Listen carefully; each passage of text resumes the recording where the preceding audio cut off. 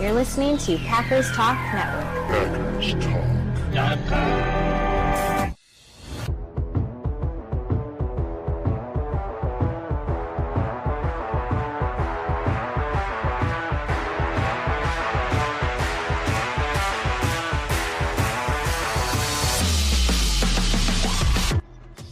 Welcome to the Packers Weekly Podcast, part of PackersTalk.com network.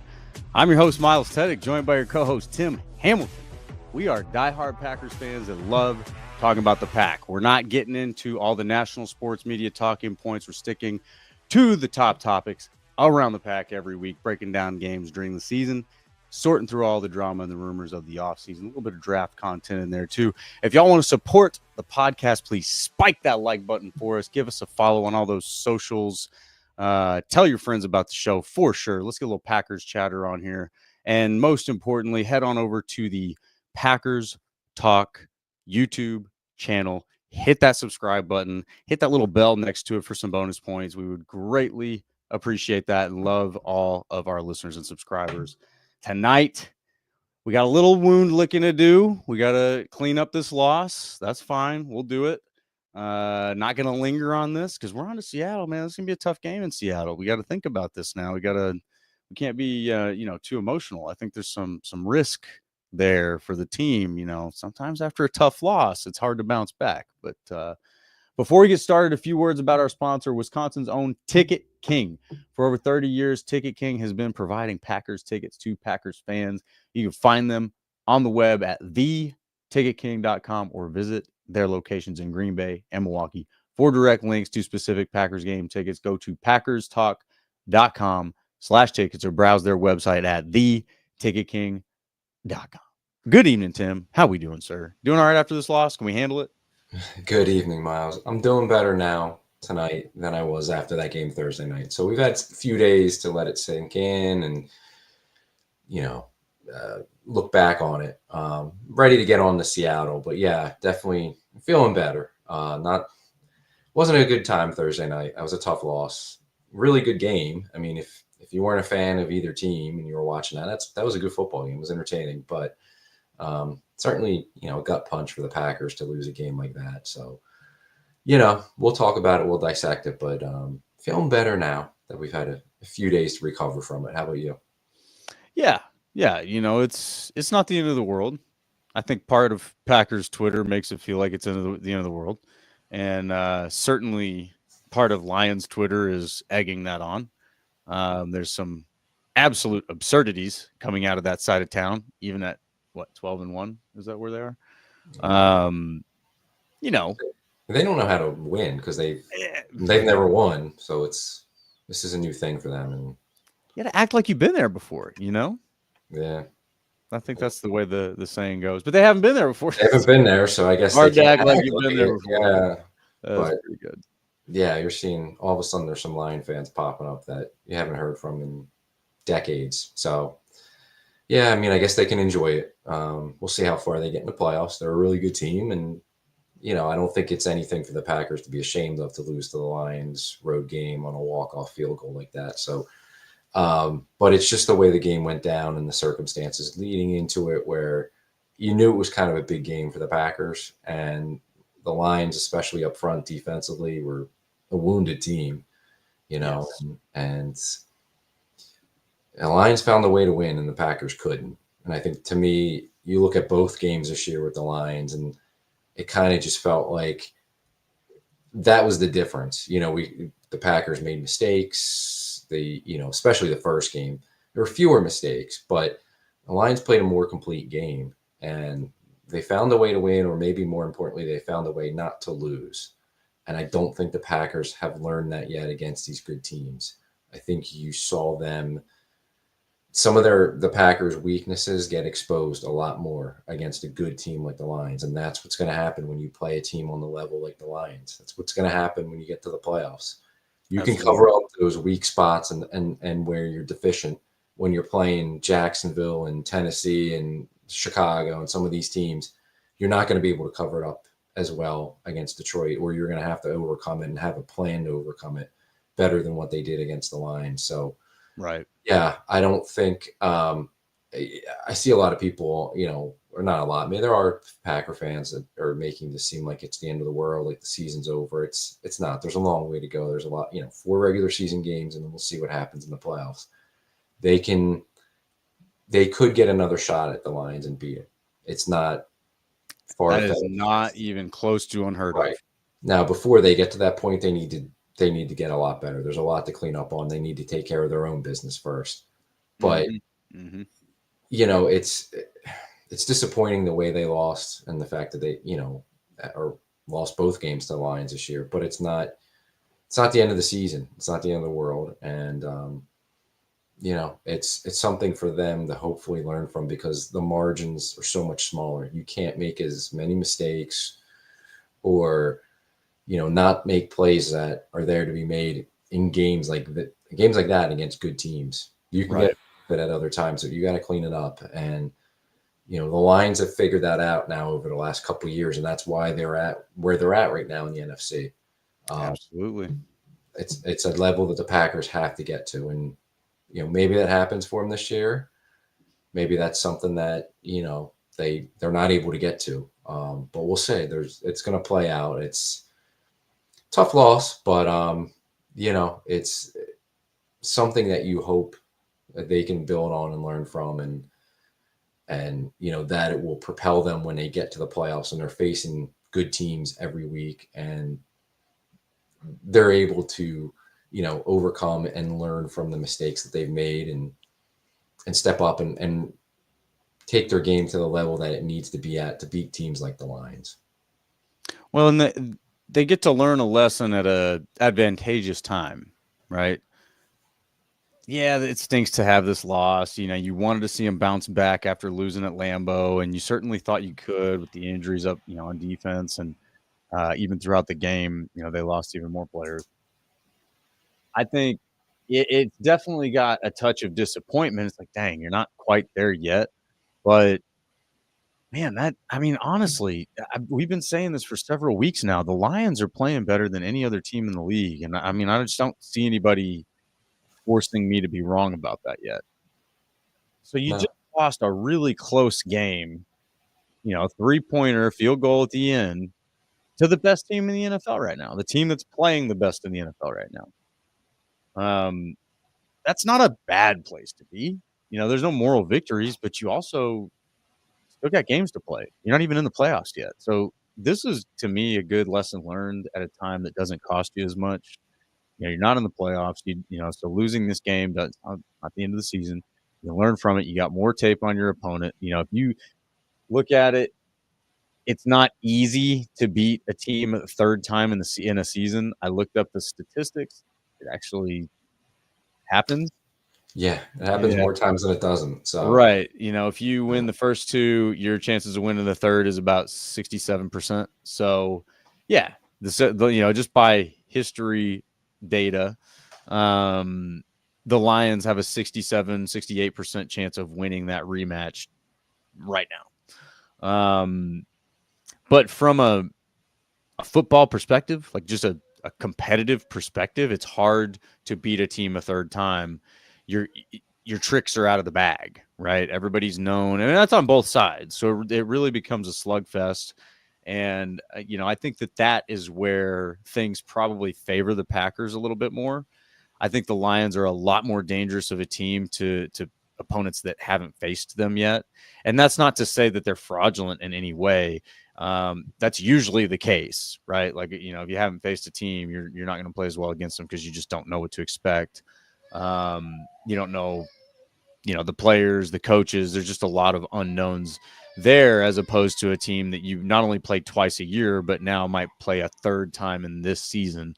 Yeah, it really just comes down to who can line up and win the ball more, So I think the Packers could have an advantage in that kind of a rematch, but the odds aren't in their favor. Now, again, this is a good time to learn a lesson. You've got several games left in the regular season. There's, probably not a good chance of winning the division, so let's not lose a lot of energy on that. But you're pretty much in the playoffs. So, get some momentum, correct the mistakes. I mean, now is kind of the polishing period is the way I would look at it. Like that should be your last sort of wake up call for, all right, really the rest of this way out needs to be playoff mentality. If that was, which that probably was playoff mentality. I can't accuse them of not playing hard. Those guys played their asses off. And shout out to Tucker Kraft for dodging the knee threat, man. That was nice. You know, he saw Kirby Joseph coming and he's like, not today, sir. Not today. Yeah, that safety, Kirby Joseph, he's cheap because you can go back and he's done it a few times already. Same exact hit on tight ends. Yep. He's trying to do the same thing. So. You know, and I think the other thing is, and it's tempting to go back and blame the refs, you know, but you can't put yourself at the mercy of the officiating. You just can't do it. The Lions didn't. You know what I mean? You know, and don't talk about the Chiefs. We're not the Chiefs. We can't figure out that conundrum right now. This is a Packers Weekly podcast. We are not getting into those narratives here. Now, if the Packers have to play the Chiefs at some point, maybe we'll talk about it.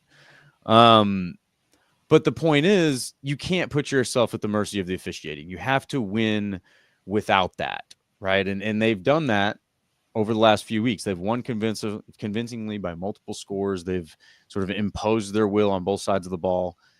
You can't do that to a Lions team, right? Like the Lions are good. They are the bully. You can't bully the bully. You can beat the bully, but you can't bully the bully. So that's where I think, you know, really props to the Packers. No, I'm not blaming the refs. You have to use this as that learning point. Say, guys, we can't blame the refs. If you guys are going to get discouraged about bad calls in the game, looking at you too, Matt LaFleur, you can't do that. You have to be able to find your way around that adversity mid-game and just get over it and move forward because these things are going to happen. We've seen this too much now. You can't expect it to be different because it's just week in and week out, just awful calls, atrocious calls. And it's up to, you know, LaFleur, and we made fun of, you know, Eberflus, so I'm going to send in the tape. But they have to send in the tape every week on calls that they, you know, want to contest and have a grievance about. You know, and that's where that needs to get cleaned up. Who knows what the league office is doing with all that, you know, what the accountability is. There's certainly room for all sorts of whatever, finger pointing in that area. That's why it's just up to the players and up to the coaches in the game to say, guys, this just doesn't matter. Bad call. All right, fine. Take it on the chin. Let's just go. Like you have to move on from that.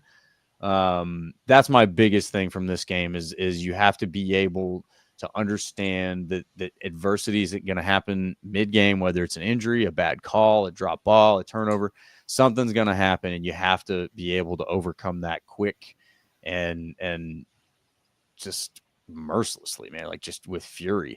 So shout out to the players. I will say they played their asses off. I mean, you know, Kraft, he had a few truck sticks. There was some good hits. I don't have criticism for, you know, lack of effort or guys that looked bad. You know, there's definitely criticism for the refs. Again, we're just compartmentalizing that. I don't know, man. Like, what are your thoughts with like just the blame? Like, is this just not a blame game? Do you just say, hey, you lost to a good team, move on? Yeah, I'm definitely not blaming the referees. They were terrible. I mean, let's be honest, they were not good, but they didn't cost the Packers the game. The Packers had opportunities to win the game, so I'm not going to get into the whole ref debate. They weren't good. What I will say, it's kind of strange, and now Michael's pointed out a few times on the broadcast, was that the referee just did a Monday night game, turned around, did that Thursday night game. I don't know if the full crew was on the same schedule. Like, did they all do Monday night, turn around, and do Thursday? That's, to me, is kind of weird, and I can't imagine that happens very often because that doesn't seem like a good thing. No, and the referees do prepare for these games, and to have them do two back-to-back like that, at least the referee did. They didn't mention if the full crew did Monday night, Thursday night, but it just seems weird. Either way, they didn't have a good game, and there were some highly questionable calls, but I also think there's some calls, like particularly the non-call that Keyshawn Nixon wanted on the 2nd and 17 right before the field goal, where St. Brown, yeah, he pushed off, but you're not going to get that call. Like, that's rarely called, and they're not going to call it in that situation late in the fourth quarter of a game. You're just not going to get it. So don't go looking for it. In the middle of the play, he's putting his hands up looking for a flag. Like, you can't play the play. You can't do that. the Watson one for offensive pass interference was a bad call. He wasn't trying to go for a pick. He was trying to avoid him. Yeah, that was terrible. So it was terrible, but that's not the reason why they lost. As far as blame goes for this game, I think there were players that played poorly.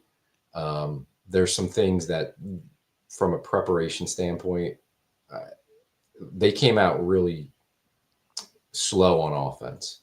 And I think that cost them big time in this game, where obviously they needed points to score.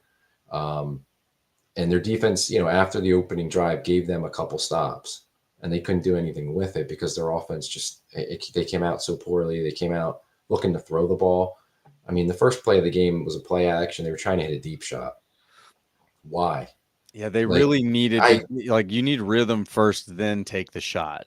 Yes, just get your I know when they played them last year, they hit the shot on the first play of the game to Watson. Great, that was last year. Right. Just get your team in the flow. Can't do it every time. Right. Put together drives, and I think we talked about this last week. Was it would be good to limit how many possessions the Lions had. That's exactly what the Lions did to the Packers. Yeah, the Packers barely had about 40 snaps on offense. That's what the Packers needed to do, and it felt like they were trying to come out and go bombs away with the passing game, and it just didn't make sense. So that was concerning, and I could point the finger at LaFleur for his opening game plan. I mean, and I think you can point to the defense too. They got killed over the middle of the field repeatedly in that game. After that was the gut. Yeah. After Tua had done it to him, and the argument with the Dolphins was, well, Tua can't throw outside and everything's short, and they had a lead, and it wasn't that bad, but it was on film, and Goff he wasn't throwing the ball down the field at all. He was just taking what they were giving him, and everything was open, within 10 yards of the line of scrimmage, and they just kept doing it. And to me, that's smart. If it's open, you just keep killing the team with it. Why change? And they didn't have to. And I know part of it's not on Halfley because he's really shorthanded, at cornerback as it is. Then they lose Bullard, they lose Williams. You don't have Edgerrin Cooper, so you have to play McDuffie the whole game, and he was terrible in coverage. Some of it's a personnel thing, but it's also we didn't see much of an adjustment. There was no pass rush, and they kind of went away from the blitzing, where they were just consistently just bringing an extra linebacker. And the Lions figured that out. Yeah, it was predictable, and they figured it out. So, yeah, I mean, I'm not going to get on Halfley too much because I think some of it is, one, you're playing a really good opponent, and two is you got shorthanded with your personnel. So, yeah, I mean, to go back to your question, is there blame? I don't say necessarily blame. I think some players had tough games, and there were some things with scheme-wise or the plan that you wish was a little bit different. But they lost to a good team. They were in it to the end. It's not a moral victory. I don't believe in it. And I think you play a good team like this, at some point, you can't keep saying, well, they were close. Right. You got to win the game. You got to win. Yeah, for sure. You got to win the game at some point. And this was a game that, to me, coming into it, was a very winnable game, and not one where I walked out and said, well, they were close. The Lions were really good. So be it. It was a loss that should have been a victory in my eyes, and certainly could have been. And, at some point, we've been saying it all year, they're so close. They just stop making these mistakes and shooting themselves in the foot, and they're so close. Mm-hmm. Well, how much longer are they going to be so close? They're going to be so close until the season's over. At some point, you got to start.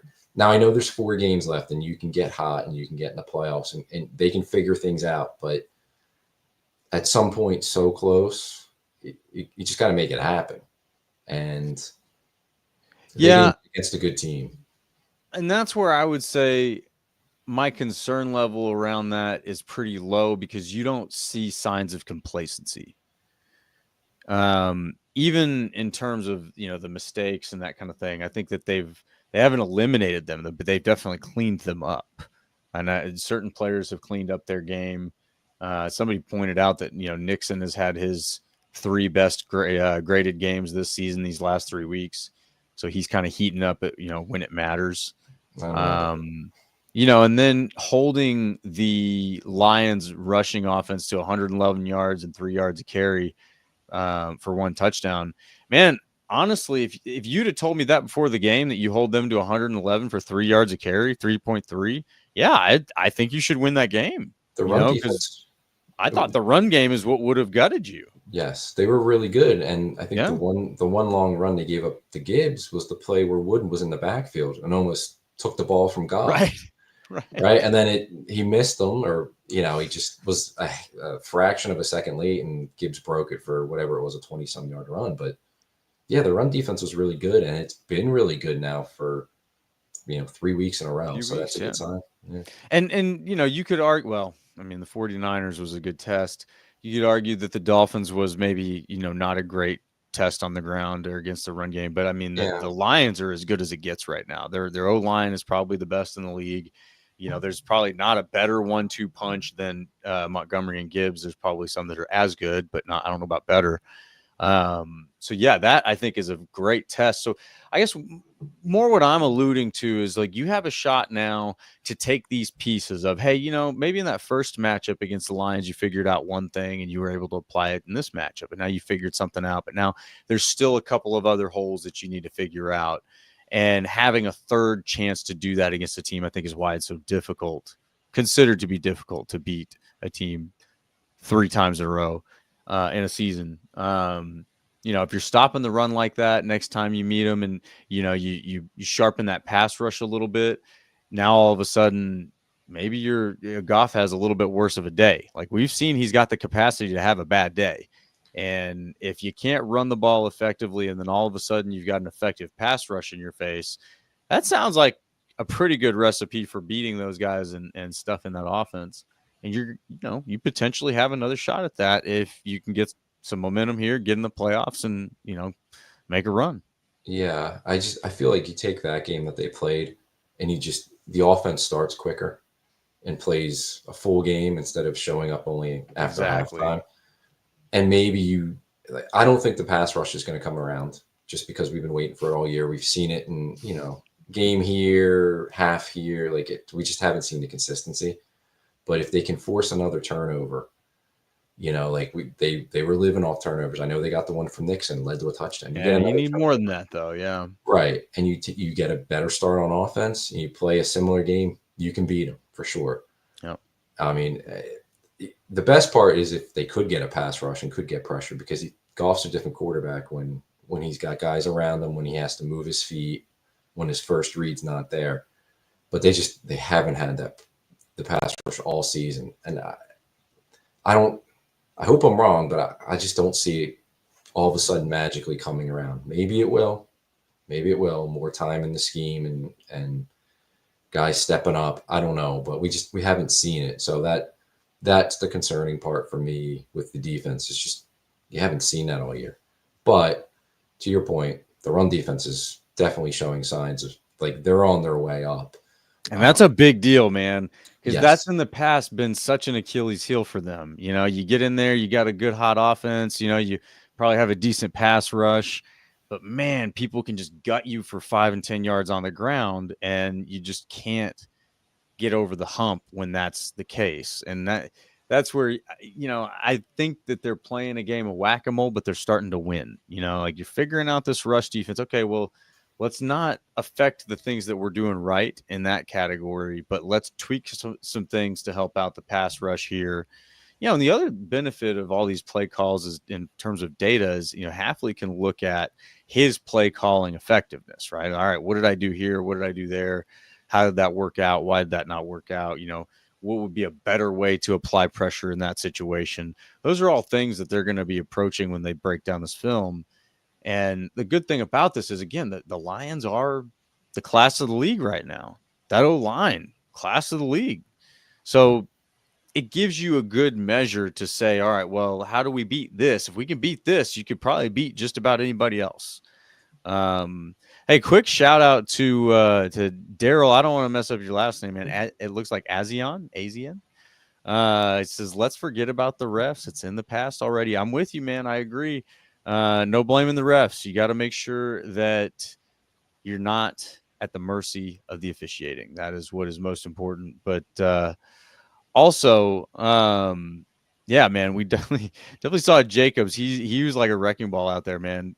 Jacobs becomes a human wrecking ball when you have the ball in his hands, and that is something that the Packers haven't had since Lacey.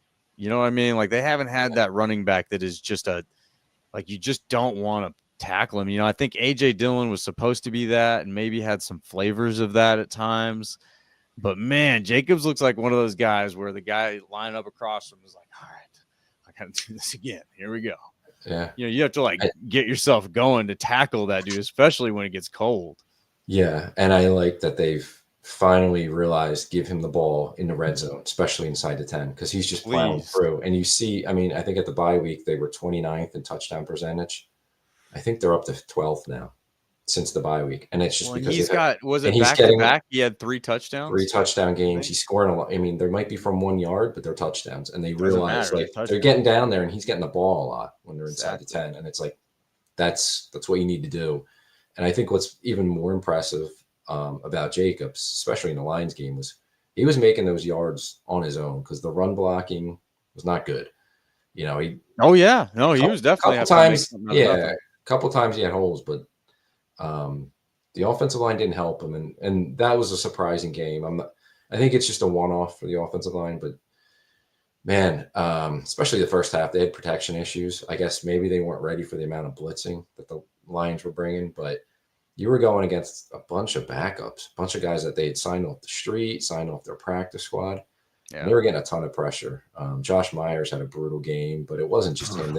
They all. Josh Myers is quietly having a pretty bad season. Early on, I was thinking maybe he turned the corner, and he is not now, man. It's fallen off. So, yeah, I was surprised with the offensive line. They disappointed me in that game. It got better in the second half, but I think it's just. Myers is a problem. He's actually a problem. Some of the stuff that I've watched of him now, I'm going, oh goodness. Yeah, he's not good. He shows, like early in the year, you're saying he was decent. You're like, you said, okay, thought he was turning the corner. Not an all-pro, but like an average center. And now it's kind of fallen off to what we've seen in the past, and it's got to get worse, man. It's not good. It's got to get fixed. It looks lost. But the problem is there's nobody else. I mean, unless they turn to Jacob Monk, who they're making him an inactive player. Like he doesn't even have a jersey on game days. Yeah. I don't think they're going that route. And I don't know. They haven't said anything about Jordan Morgan, if he's coming back this year or not. So he's eligible to come back here pretty soon, I think. He is, but it's, he's had this recurring shoulder injury. Are they shutting him down? Did he have it's been quiet with him. So if he could come back, then I guess a possibility would be slide Jenkins to center and you put Morgan at guard. Ryan had some shots at center. Ryan did too. He might be a sneaky one to get in there. Right. But I mean, as of right now, that's what you got as Myers. He just has to play better. He was brutal that game. And again, missing out on Creed Humphrey is really just starting to hurt, man. You're just like, look at that going, oof. Man, what a swing and miss that was. Boy. Yeah. Anyway, not to dwell on that. But yeah, Myers is not looking good. I don't know. I think down the stretch here is where you might need to see some experimentation with a rotation there. I can't imagine the coaches are watching him and they're just like, this is fine. Like it's just not fine, man. Like when you're getting first of all, he looks lost, but also they're getting pressure up the middle. And you don't need to have a good pass rush on the outside if you're getting pressure up the middle. Like that should be your stable point. And that's not good, man. Like that's a liability in the playoffs.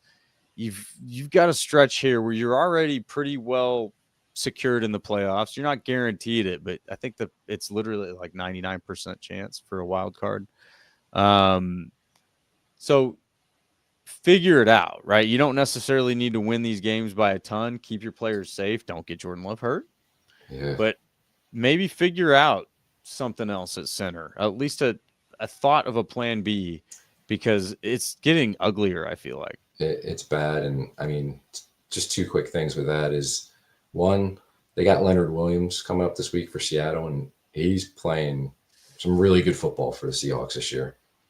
Yeah, I'm sure he's going to be lining up over Myers a few times in that game. Mm-hmm. And the other thing is, I'm not sure that, the coaching staff can figure it out, because I don't know how much more of Eric Stokes they need to see on the field, but they keep trotting him out there. And I those mean, 2 picks, man, Stokes and then Myers was right after him. Like there was just yeah, Goot was drunk that day. We'll just chalk it's it up to that. it's one thing when, like, Bullard went out, so they had to kick Nixon inside, so you're kind of left with Stokes having to play. But before that, he's rotating every series with Valentine, like they have been for the last several games, most of the season. I don't know what they're looking at. Like, Stokes can't play. He can't run anymore. That's, I'm sure, from his injuries, but It's not good, man. he can't get his hand on a pass. He's not contesting anything. The one pass that he was close on was, I think, the Laporta, but Laporta dropped it. Yeah. He's not even close to breaking up passes, let alone making a play on the ball. He got beat bad on a touchdown by Patrick, where that was ugly, man. And Patrick's not a speed guy. He's a dude that's coming. He's been hurt a lot. He doesn't have explosiveness anymore. He's a decent receiver, but you shouldn't get cooked by him like that. He's a number 4 receiver. Yeah. On that the was Packers, not good. He wouldn't even make the Packers receiving corps. No. Stokes just can't play. And I guess, I don't know how much more they need to see, but apparently they can't be that see much something more. Just play Valentine every snap. And if you got Nixon's going to have to play the slot because Bullard's going to be out for some time. So your other cornerback, I'm at the point where just play Valentine, play Rochelle, play Kalen. Just give somebody else a shot to see if they can do it better than Stokes. I would really like to see some King. I would love to see King get in there and get some rotation. Valentine, I feel like what we've seen from Valentine this season seems good. Obviously, what we've seen in the past seems good. I mean, I'm right. I don't know why they're holding him back. He's not great, but he's fine. If Jair can come back healthy, and that's another discussion point, but him and Valentine outside, it's not terrible. Just give Valentine the chance to play every snap and see what he can do. Yeah. He's not getting that because they like to rotate Stokes in there, and it's just clear Stokes can't get it done anymore. And I feel bad for him because it's a really good story, the fact that he's been able to come back. But it's a shame that the injuries kind of ruined his career. But he can't run. He doesn't have the explosiveness. He just looks tentative. He's not competitive. He can't compete the way he needs to. And so that's kind of my point. They're seeing him struggle like that, and he's not being replaced. Yeah. It doesn't make me think they're going to replace Myers anytime soon. But well, I guess we'll see. Maybe they make the change at some point here down the stretch. I don't know, but that's one where it's a head scratcher. The fact that they keep playing McDuffie every down. I know Cooper's been hurt, but you got a 3rd-round rookie that you invested in sitting there that can't get on the field. Maybe he can cover a little better than McDuffie can. I don't know. Yeah. I don't know. I'm optimistic that, they can get healthy at the right time. I know there's a lot of pessimism around Jair Alexander right now. I am not part of that crew. I just love the guy. I want that guy on my team. And if he's hurt, he's hurt. We'll figure it out. Keep going. You've already paid him. But when Stokes is playing the way he's playing, it's hard to think about trading Alexander. You know what I mean? Look, Stokes is bad. You got Alexander. At least he's in the building. He's in the film room. He's there. He can set a tone as a leader. There's value that other guys can get from him. But man, you need the coaches need to be putting guys in that are producing. Right now, Stokes is not. He's getting cooked. You need to see Valentine getting some rotation, getting promoted a little bit because he seemed to be playing better. But that we're fans. We're not coaches.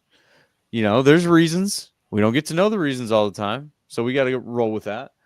But I would hope that this stretch of season here that they have now, these few games left where the pressure is relatively low. Obviously, you've got a game against the Vikings and the Bears. You need to be able to nail those.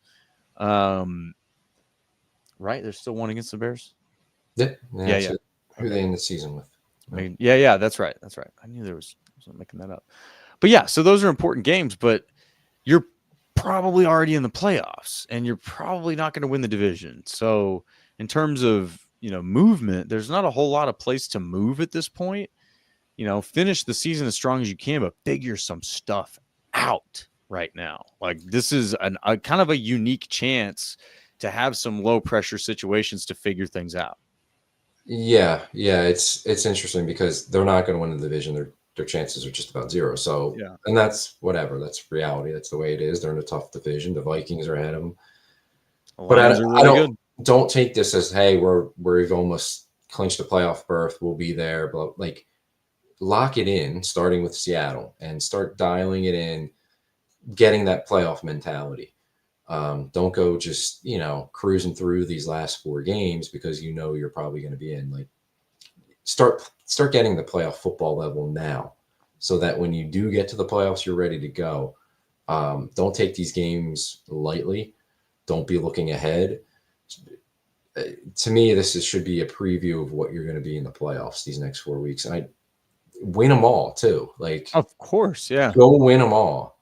Absolutely. I don't care if you're the 6th seed, the 5th seed, whatever. Just win all these games because they're all winnable. And they, honestly, yeah, there's tricky games in here. Nothing's a given, but they should win them all. If they are very winnable games, who we think they can be, they're winnable games. So I don't want them having that mindset of like, hey, we're going to be a playoff team. It's just a matter of where we play. We'll figure it out when we start playing playoff football now. Get yourself on a roll now, so that when you get to the playoffs, you're ready to go and you hit the ground running. There's no, the reality of the difference in playoff football hits you at that point. Yeah. You can really start getting your own self and your own game together and figuring out these issues that we've talked about here, whether it's personnel as far as who's playing or what, or it's figuring out some of the issues they've had, scheme wise as well. So I think they're 4 very important games, no matter what their, playoff situation may be at this point.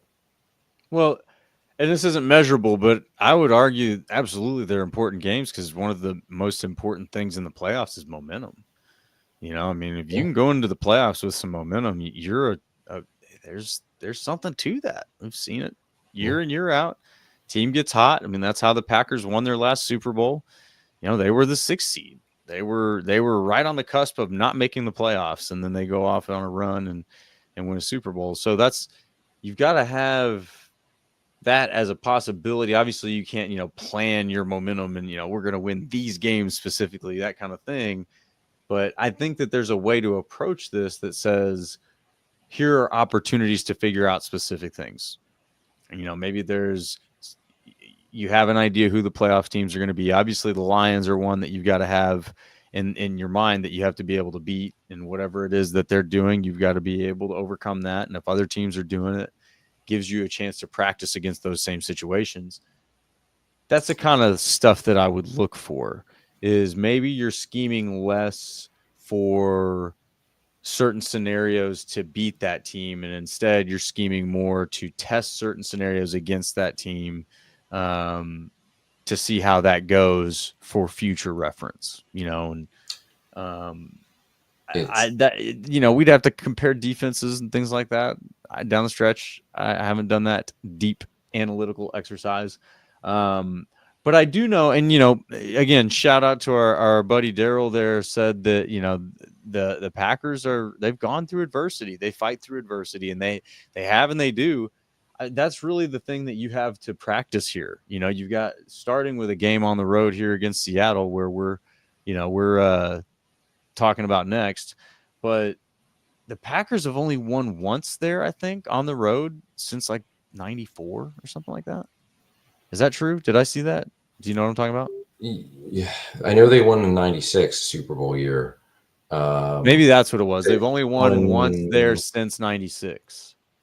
That could have been it. I feel like they beat them on the road one or two other. Maybe not. It's not often, but we're talking about the scenario with their playoff situation and what it kind of currently looks like it's going to be. Well, here's a test right away because this might be the team they play in the first round of the playoffs in Seattle. Yeah, exactly. Because Seattle right now leads their division, and that's a very close division. So who knows? Any of the 4 teams right now could win it, but they're the hot team. They've won 4 in a row. They lead the division. This could very well be a playoff preview.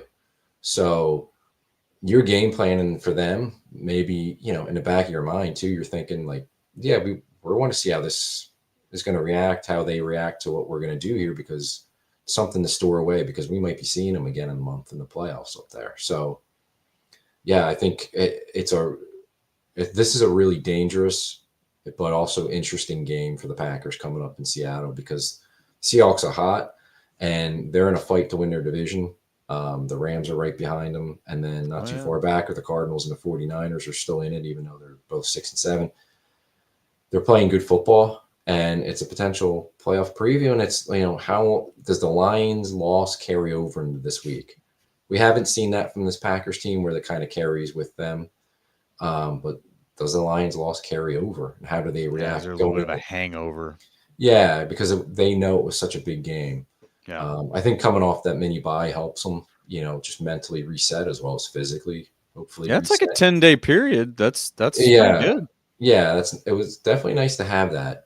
But yeah, this is a very interesting game coming up in Seattle. A tough one, a tough environment, as we know as Packer fans. They don't win out there, so it's going to be a good test of where this team is right now, how they respond, and then maybe a preview of who they're going to play in the wild card round.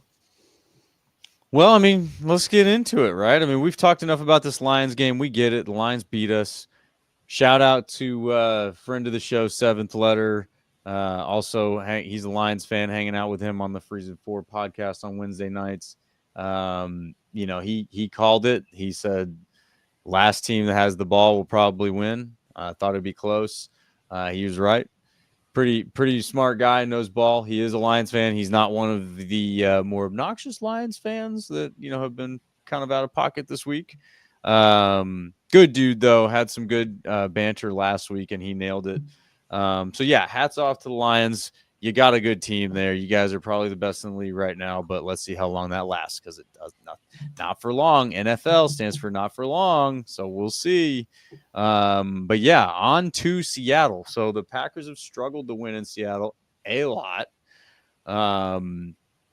So what's it going to take this week, man? I mean, who are we worried about? I'm looking at the lineup here for the Seahawks. A lot of their players on defense are pretty highly graded. They've got one corner here who looks like he's probably not very good. And then whoever Job is. And then Jones on the D line is not graded very well in the middle. But everybody else is looking like they're having a pretty solid season here.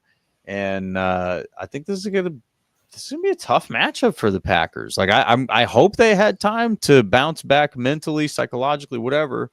Be a little bit mad about losing that last game and carry that in with you.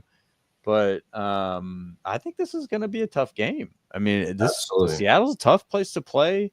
You've got some serious talent on that offense that you've got to figure out how to stop. And when we're talking about DBs right now, DK Metcalf is a freak, man. It's kind of weird, I guess, being the age that I am. I remember Megatron getting drafted, and the amount of just awe around him.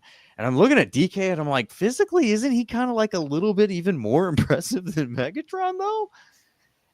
The dude is ridiculous. I still can't fathom why he dropped to the second round of the draft. Anyway, we don't need to get into all that. He's a beast, man. You have to figure out how to stop that guy. And he's not the only one. They've got some good receivers. Lockett is, he's starting to really put together a career. Has been a really good receiver for a long time, and Jigba is looking good. He's having a nice year. It looks like they might have some vulnerabilities on their offensive line, particularly on the right side. But, Geno Smith is playing well again. Everybody, was that fluky or was he actually good? Like, here we are. Geno Smith is a good quarterback in the NFL, and he's got a good running back right next to him. So, I mean, this is a tough test. Yeah, it's definitely a tough test. They've won 4 in a row. they've been kind of like up and down. They started 3-0, then they were at 4-5, and now they won 4 in a row, 8-5 coming into this game. They're playing really good. They made some changes on defense. So they got a new head coach, Mike McDonald. He's a defensive coordinator from the Ravens. He calls their defense. He runs the same system that had a lot of success in Baltimore. But they made a trade. They got Ernest Jones, who's a linebacker from Miami, but he had been with the Rams. He was pretty good with the Rams, went to Miami, whatever. They acquired him middle of the season around the trade deadline, and it's changed their defense. Like, he fits their defense much better than what they had been getting before that. And that's been made a big impact. Leonard Williams has played great. I mean, he had a 90-some yard pick six against Rodgers and the Jets. But he's just been tearing up quarterbacks, sacks, pressures. He's a beast inside. And then they have, the rookie Byron Murphy, who's had kind of a quiet rookie year, but he was hurt for a while. The potential's there. He's a guy I know we talked about, leading into the draft. Yep. Bowie Maffa can get some pressure off the edge. They just got another rusher back who'd been hurt all year. I'm going to kill his last name, but it's in Wuso. He was good. I was going to say Wuso. Yeah, he was good a couple years ago, but he's been hurt the last couple of years with injuries. But he just came back, so watch him. Draymond Jones is, I think he said his PFF grade's not that good, but he's another guy that can rush the quarterback. So their defense has been playing much, much better since they made some changes, both as far as the trade for Jones, and they made some other personnel changes as far as who they're playing where. Julian Love at safety's playing good. The cornerback Witherspoon was a high first-round pick. I think he's playing a lot of nickel for them, which is kind of weird to take. He's that is where he's shown right now. Yeah, and he was a high first-round pick. You would think he's a lockdown outside guy, but he's playing nickel, which okay, but he's good. He's good. Yeah. So they have some players, and their scheme is unique, and it's really well run. Packers are going to see some things they probably haven't seen from other teams with the scheme, and they have to be prepared for that. They do a lot of those simulated pressures. Halfley runs them, but a lot of simulated pressures where they're going to show you things, and they drop edge rushers or they drop defensive tackles. That's how Leonard Williams got his pick. Yeah. But it's a really well schemed defense. And then offensively, like they hadn't run the ball until the Cardinals game on Sunday, and then they got the running game going, and Carbonet had a big game. Their number one back's hurt. Walker, don't know. He didn't play against the Cardinals. Don't know if he'll play against the Packers, but Carbonet had a big game. Their offensive line wasn't playing well until Sunday, so we'll see if it carries over. But they were having struggles. There's a lot of pressure on Geno Smith, but to his credit, he was standing up under the pressure and having some good games, even though he was under siege at times. Geno can sling it, and he's one of those quarterbacks where he can get hot out of nowhere and just there's almost like you just throw your hands up like, we can't stop this guy. He can get hot, but he can also be a guy that'll can make some mistakes. Yeah. So you don't he's inconsistent, let's say. But he's got the weapons. Smith and Jigba's having a really good year. Metcalf, like you said, he's a freak athlete. Beast, man. And the Packers don't have anybody at corner that can match up with him. I mean, few can, but a healthy Jair, fine. Yeah, absolutely. Beyond that right now, it's because of Metcalf's size, he could even outmuscle Jair. Oh, of course. I'm not saying Jair could shut him down, but that's your best bet. Right. So I mean, you worry about those two receivers, Smith and Jigba and Metcalf, but I think there's an opportunity to pressure the quarterback. But the Packers haven't been able to do that consistently. So maybe this is the week. Maybe somebody has a big game. I don't expect Halfley to blitz a ton, but who knows? Maybe he just throws his hands up and said, you know what, we're having enough trouble getting home with 4. I'm going to send it just to give us a shot. I know he's not going to want to expose the corners, but maybe he thinks like, all right, if I start blitzing, they can get there quick enough. The ball's going to come out, so those corners don't have to cover as long. Yeah. I don't know, but I think that's the one area defensively is they can beat up that offensive line. Like I said, Seattle hadn't run the ball real well until the Cardinal game.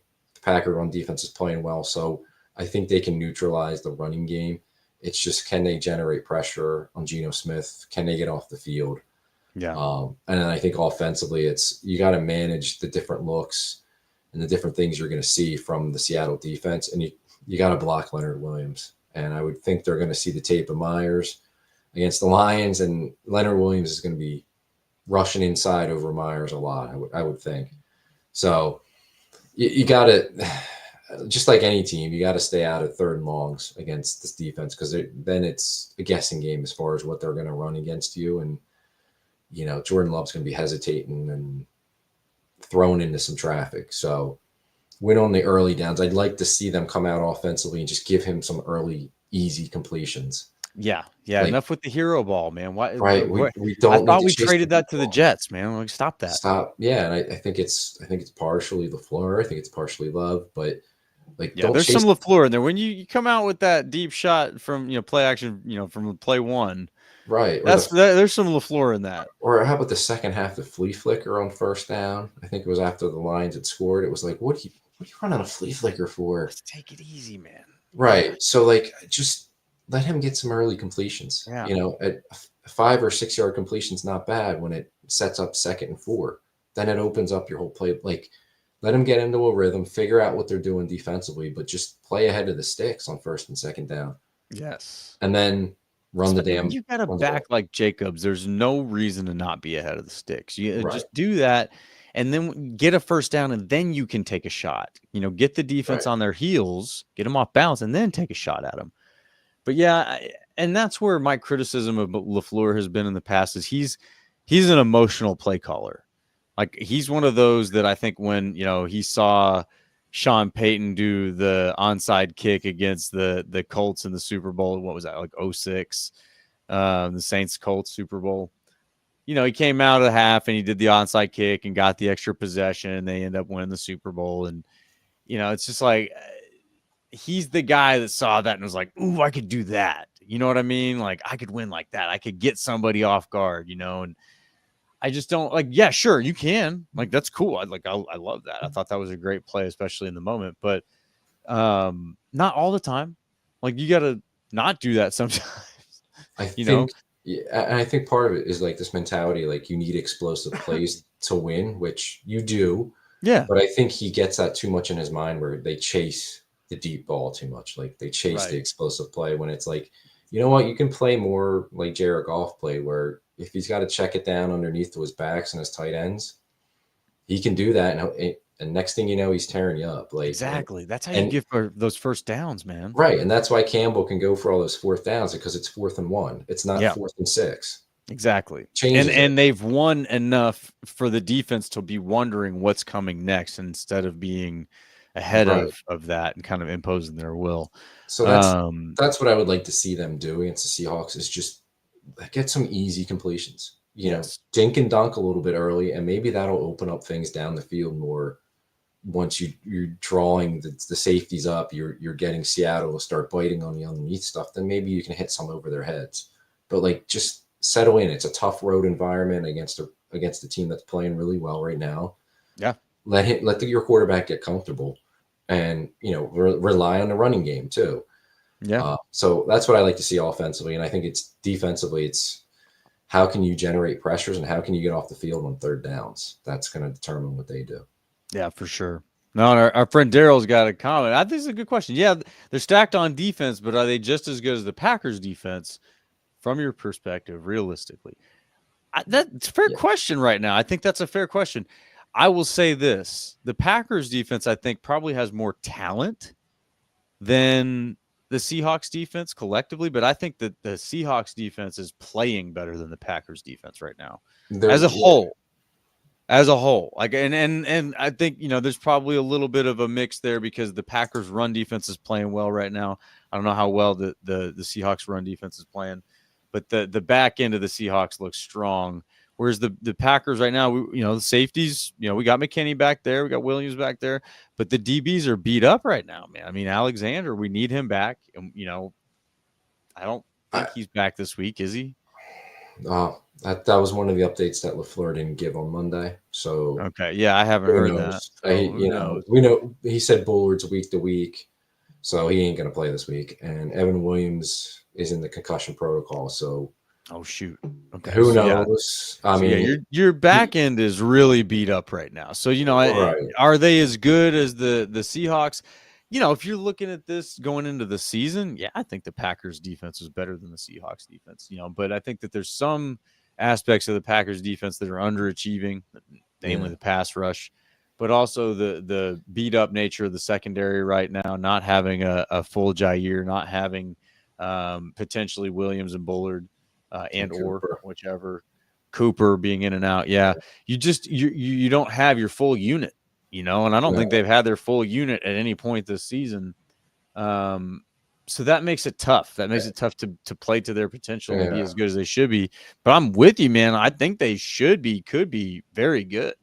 And I do believe, despite a tough game against the Lions, again, you showed the aspect of you can stop the run. That was a legitimate run offense that you didn't stop them, but you controlled them. And I think, they went over 100 yards. They got a touchdown. 3.3 yards of carry is not winning somebody a game. That's not a big time run game, and until you're in that 4 or 5 plus yards per carry range, you're not really doing a lot because you have to run the ball too many times to accomplish what you're trying to accomplish. Now, that's great. I think this defense is still making strides every week. Again, new system with Hafley still.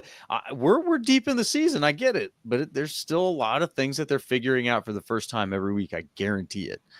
So I would look for this week for them to take another step forward, figure out what's going on, where you can take advantage of weaknesses on that O-line and come up with creative pressures to cause chaos in that area. You look kind of your right A gap and over that looks like an opportunity to create some chaos. And then like you were saying before, if you can shorten that clock for Geno Smith, it makes the DB's jobs easier so that you don't have to necessarily rely on them as much and you can get away with them being hidden, hurt a little bit. But with a guy like DK, I mean, you got to come ready to play, man. There's got to be somebody ready to fight that dude. He's big. He's going to push people around. In the run game, he's going to come bully you, and you got to have somebody who's ready to fight. So that's where I wonder with Jair. It's do you even want to put him in that situation? If he's ready to go and he can play, you'd play him. Yeah, I mean, hopefully he's ready to go. But he certainly, he's obviously doesn't have any kind of size advantage in that battle. No, but with Jair, I'm just assuming he's not playing until he actually plays. Not to be fair enough pessimist, but whenever he's available, fine. But until then, I'm not counting him in. And I think to go back to the defense comparison, is Seattle's better as Green Bay? I think Seattle's defense is playing a little better right now. They had a stretch early in the year where they were giving up some points, but they've made some personnel changes and they're playing well right now. Probably a little bit better, at least if you're just looking at the Lions game, than the Packers defense. But Packers defense now has some injury issues. They're having some issues like we talked about earlier with, are they playing the right guys, Stokes, McDuffie, that they have to figure out. But I mean, if they could just get any sort of a pass rush consistently, that would go a long way to improving the D. Because I think we've seen them play well for stretches, this season. It's just that consistency week in and week out hasn't quite been there defensively. They're definitely improved over what they've been in the recent past, but there's still, another couple steps they can take. But they don't find that if they don't get a pass rush, it's going to be really tough to get to that point. Rush. And that would help a lot. That would cover up some of the weaknesses in the back end between the injuries and playing Stokes and Nixon. But yeah, you got to have a pass rush. Yeah, definitely got to have a pass rush, and our friend Daryl's out here throwing out some names. I'm with you, man. I hear you. They definitely still have players. I'm not trying to write anybody off here. I'm just sprinkling some reality in the situation that, there's some holes here, there's some weaknesses in the armor, and you got to acknowledge those things. Now, the most optimistic perspective, and let's have some fun with this. Let me, Daryl's out here naming names. So we got McKinney and Nixon, Alexander. Hopefully he plays. Williams. Hopefully he plays. Valentine, Rochelle even had some good play. LVN, Gary, Brooks, Wyatt, Walker, Cooper. Hopefully he plays Hopper. Haven't seen a lot of him. McDuffie, inconsistent. Wilson has had some really bright spots. Enagbare, Cox, Mosby. All of these guys have had very bright spots, but not consistently. And that's the thing that right now down this stretch of play, you have to nail that. You have to get some group or some method with the group that allows these guys to show up consistently. Because, Cox and Mosby, man, they had some flashes there where you're going, dang, these guys are bullies. And I don't know how much I saw of them against the Lions. Enagbare has had some great games. Wilson too. And there's inconsistency in all that. And I think part of that is due to not having a consistent unit of guys to understand what skill sets complement what in a new system, and it sounds like an excuse. It's not. It's just an explanation for, why aren't these guys perfect yet?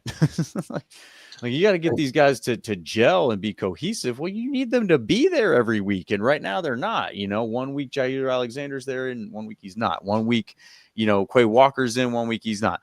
These guys are kind of in and out. And then beyond injuries, there's just sort of rotational inconsistencies, it seems like. And to me, that's not necessarily like, let's shoot blame at somebody, but that's evidence that Hafley's trying to figure some of these things out, and he's experimenting with this or that. And so that leads to maybe 1 week Gary disappears, and then the next few weeks he's got all these pressures again, but they're trying, from my perspective, what it looks like is they're trying to figure different things out. And when you have an inconsistency of who's available, there's just a lot of variables that are, always kind of up in the air. All right, well, let's try this combination this week. All right, well, next week, let's try that combination, and then beyond all of that, what do you need to do scheme-wise to beat your opponent? That's a whole fact of all of it too. That 1 week you're going to need to focus heavily on the run. The next week you need to focus heavily on the pass, or, whatever it is. There's different things. A certain player you need to focus on stopping. So that's where, I don't get very pessimistic about some of these things yet, and like, I don't get to the point where I start writing things off. I feel like we've gotten to the point as fans where there's like a hurry to announce a loser. It's like, oh no, this guy will never do it. It's almost like personal defense, right? It's like, I'll convince myself this guy's going to suck so that when he doesn't, I'll feel better about it. Kind of thing. Whereas like if I get my hopes up, then I'm going to feel like an idiot. But I don't think that's like a very healthy way to respond to things. Now I may be speaking to a small group or speaking about a small group on Packers Twitter, but there's a very emotional tendency. And I don't think this is just Packers fans. I'm definitely shots fired at all football fans here. To just sort of be in a hurry to announce a guy a bust, or he can't do it, or we'll never be able to win if we can't do this, or if these guys are going to play like that, we'll never be able to win. I was like, well, what if they're playing like that this week for X reason that we don't even know about? Like they got some bad lunch and everybody's got diarrhea. We don't even know about it. Like there's just a whole host of reasons for why guys might not look good 1 week, but next week look great. And in the NFL, you see it all the time, right? Like 1 week, a team looks unstoppable. Like they're just, how are you going to beat them in the Super Bowl? To the next week, they almost lose to the worst team in the league. That's the NFL these days. So you can't get too high or too low week to week based on, oh, these guys can't do this or they'll never be that or anything like that. Like a lot of people want to write Quay Walker off right now. It's like, well, there's not really any benefit to doing that yet, And so now he's rattled off a few good weeks and playing some better ball, but what we got to hope for is that Hafley is figuring this stuff out, because the more he can learn right now, the better he can equip the scouts and Team Goot in the offseason to go find guys that are better fits. And I think that there will be some of that. I don't know who it'll be. We're not going to speculate about that kind of crap right now. But there will be, I think, probably a few guys who it's like, hey, guys, we're probably best parting ways. and then a few others, out there that whether free agents or draft picks that are just going to be better fits for Hafley's scheme. For XYZ reason, he's learning those things right now. So that's what we want to see. And week to week, it should be getting better. And I still think it is getting better. Yeah, it was a tough game against the Lions, but you still did some things that are evidence of progress. This week, I'm with you, man. I honestly, this week specifically, I think needs to be a step forward for the pass rush. It seems like that's sort of like your narrow opportunity. There's some weakness on that O-line. There's some strength in the skill positions. You can neutralize skill positions by exposing weakness on the O-lines. Just ask Bears fans about how that's going for them and how it has been going for them for the last 7+ years. But that is your best opportunity, I think, as a defense this week, is to get that pass rush fired up and locked in better than you have all season. And we've seen some flashes of it. There have been flashes. It's not like all season you just haven't been able to get a pass rush. You have, but it's been coming from different places. So figure it out, dial it in, get a pass rush this week, take advantage of slight weakness on that O-line there. And then control the ball, man. I'm with you. Like, I think I want to see ball control football. I don't want to see hero ball on first down. I like hero ball where it belongs. There's places for hero ball, and hero ball is a lot of fun in the right places.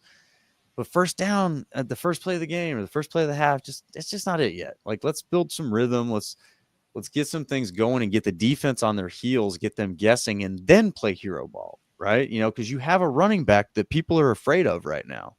And you have a receiver who can climb anybody right now. It's a great combination for hero ball, but the timing has to be right, So you've got to get the defense just worried enough about Josh Jacobs to bite on him so that Christian Watson can take off over the top and Jordan Love can just effortlessly lay it up there, Sorry, I'm getting kind of excited about what could be. There's a lot of potential there.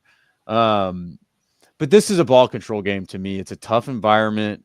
Who knows what the weather will be like. Seattle this kind of year, it's like, not that it'll be super cold, but it could be ugly. It could be, wet and cold and just nasty. It's going to be loud. You got to control the ball in this game. So, that's what I'm looking for. Let's see here. The comments are getting kind of fired up over here. We got our friend R Showers back. I love it. Problem is not the DC. I agree with you, R. We have a lack of football players. I'm feeling like our profile is flawed for defense picks, especially up high. Well, that kind of goes to what I was just saying. First of all, you got to think about the last few years where they were before this year, right? Because obviously they just got Hafley. But before that, the defensive coordinator was somebody else. And not that person is the scout, but they certainly influence the scouts and what they're looking for.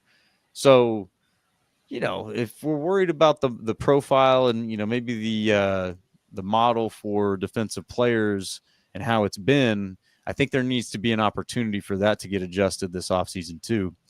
But I agree, Hafley is not the issue.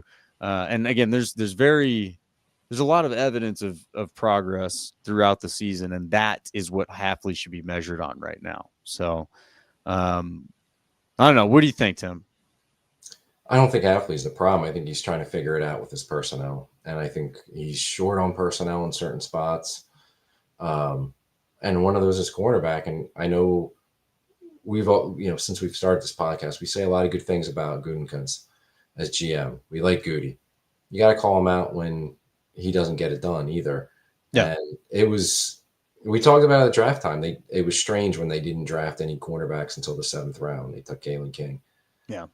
And they were relying on Eric Stokes coming off 2 years of injuries. They were relying on Keyshawn Nixon, who wasn't great at corner, at nickel.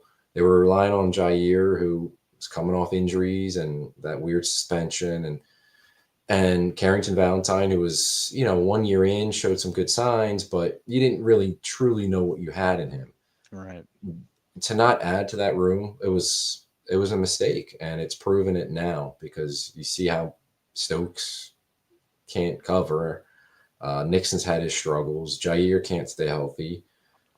He left them shorthanded. So that's a personnel problem. That's got to be fixed in the offseason. I think up front, probably, the lack of a pass rush is some of it's adjusting to the new system and what they want the players to do, but some of it's probably personnel. Van Ness is still slowly developing. He was a project when they took him. We knew that. It's only his second year. Can he get better? Yeah, I think he can, but it's just slow going with him. I thought we would have more out of Rashawn Gary. He's shown, some games here where you feel like, okay, maybe he's starting to get it. He's turning the corner. And then he had a quiet game against the Lions. Like Kenny Clark just played his best game. So maybe Kenny Clark's starting to figure things out. We don't know. But I think that's another off-season problem is you need more pass rushers. You need more corners. It's going to be a defense-heavy draft. Yeah. And so, yeah, I mean, I like Hafley. I think he's certainly an improvement over where they were with Joe Barry. I like things that he's done. He's been hurt at times by some of the injuries, but every team has injuries, so you can't use that as an excuse. But I think he's been hurt by just not quite having enough guys for his scheme and what he wants. And that's natural. You see it almost every time a new offensive or defensive coordinator comes into a team. Like they need certain guys that can fit their scheme. There are certain guys that you can take that are going to be good in any scheme, but you need guys that can do more of what you want. And a lot of these players that he's relying on, Hafley's relying on, are from the previous scheme. So, they went out and got McKinney. They went out and got Bullard and Evan Williams and Cooper. Those guys seem pretty good. So those are guys that fit the scheme. Now they need more of those guys. So expect a lot of corners and expect some pass rushers. But, as far as his performance up to this point, I think he's done a nice job for them. It's going to be, how much better can they get this year with what they have, before they start getting more of the guys that will fit his scheme in the offseason. Yeah. No, a little dose of perspective from Dave's complaining about a top 10 defense sure is something. LOL. Let Hafley get a year or two with his guys. No, totally. And agree. Totally agree. I'm not complaining. I think that there are a population of impatient Packers fans that are complaining week in and week out. Because there are, the defense isn't perfect. It's top 10. Yeah, that's within, the recipe of Super Bowl winners right there. Like top 10 defense is what you need. So Hafley certainly, in his first year, I think he's doing great for where he's at right now. I think there's also a lot of individual critique that starts going on, especially around guys like Rashawn Gary and LVN. You're looking for more out of those guys, and again, that's fine. But I think that there is a little bit of a period right now where they're figuring out how they fit within this thing. And think about how long it took for them to move on from Preston Smith. They had to have known for several weeks that he, really wasn't a fit.